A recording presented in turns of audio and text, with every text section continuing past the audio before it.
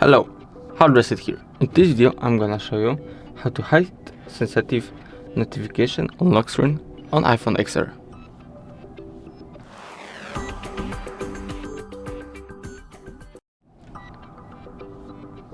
So, go to the settings, search bar, notifications, and here show previews when only unlocked, screen sharing notifications off, shuttle summary off, and look what's gonna happen.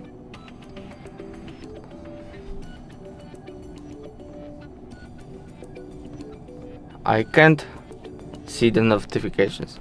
If the video was helpful, leave a like and subscribe, and bye.